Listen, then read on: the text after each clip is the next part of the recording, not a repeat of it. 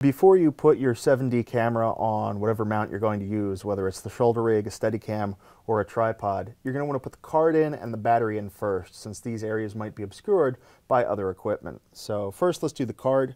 The card slot is on the side. Pop this door open, and you can see that there's no card in there now.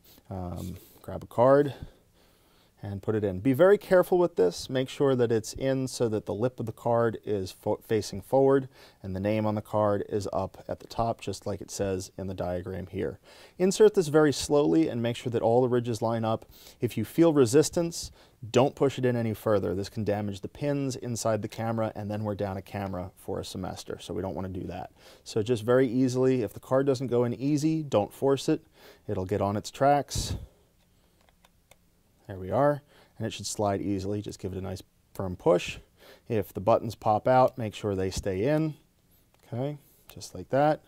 Close the door, slide it in, and the card is in. The battery is just under that. There we go. Flip the battery open, and make sure it goes in with the arrow facing front. Slides right in, and it should click. There's the click. Close it up, and now you're ready to attach your camera to any device that you're going to use, whether it's putting on a tripod plate or attaching it to some other apparatus. So let's look at the 7D camera on the Redrock Micro shoulder rig. First thing you're going to need to do is attach the follow focus control. So if the lens you're using has a hood, you absolutely need to remove that. Give it a little twist, and you can either put it back on or just leave it off. For today, we're just going to leave it off. Leave a lens cap on for now, that's fine. So the shoulder rig has the follow focus control here. This wraps around the focus control on your camera. So very easily, make sure it's nice and loose. So we're going to loosen this up so that we can easily slide it over the lens of the camera. Just like that. And get it as centered as possible on the focus control. Tighten up these screws until it's fairly firm.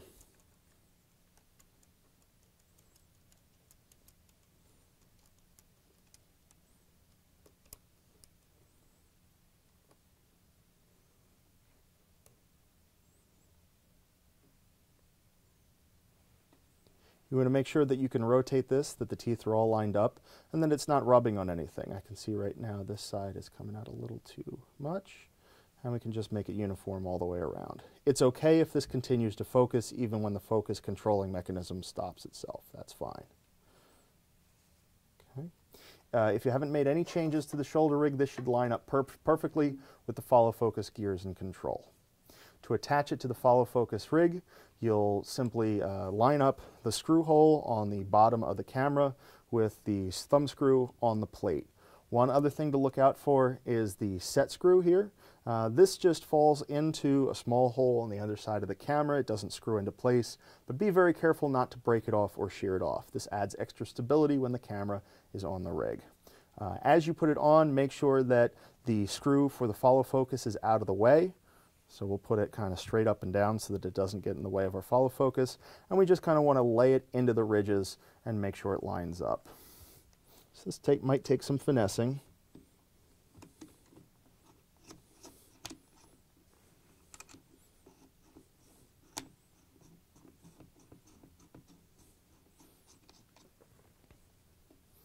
Nice and tight.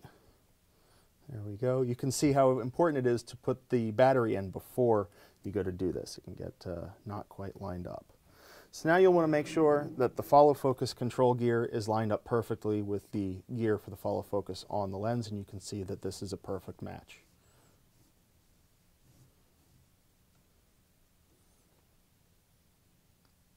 You can configure this Redrock Micro shoulder rig any way you want.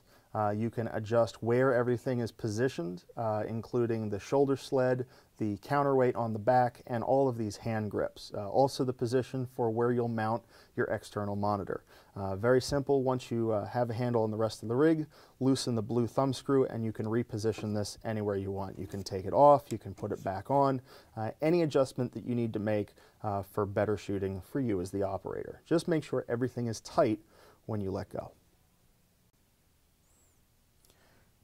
You'll want to put the counterbalance on. This is a very heavy object, so be careful. You can put it on either way. It depends on how large your shoulder is and what's going to get in the way.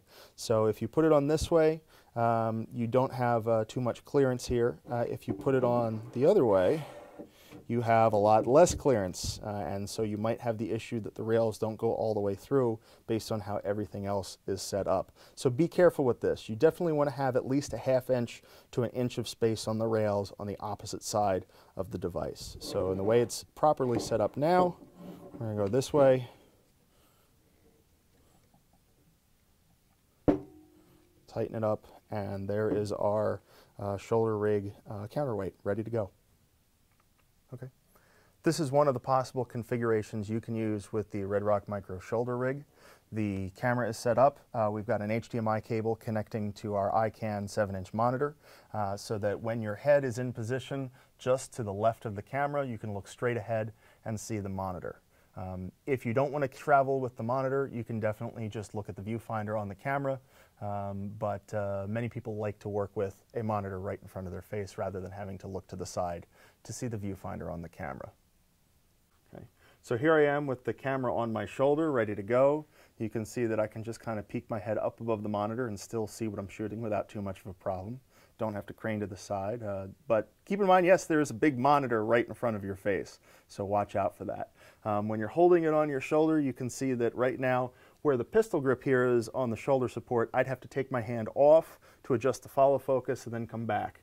And as you know from run and gun shooting, you really don't want to have to take your hand off the focus control. So what I found is a little unconventional, but it works well for me.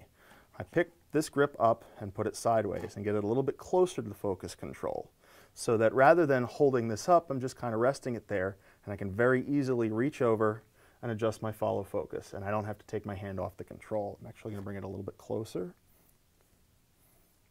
and there I am. So you can see how close it really is. Okay, so I can just hold on to it perfectly, the monitor is far enough in front that I really don't even see this pistol grip in my way. Just be careful when you're walking around that you don't suddenly get this jammed back into your face. That would be bad. But for right now, if you've got a hand on it, you also have the back of the support resting squarely against your shoulder, so there really isn't room for it to travel anywhere, and that's the ideal method for using. So in this case, I'm ready to go.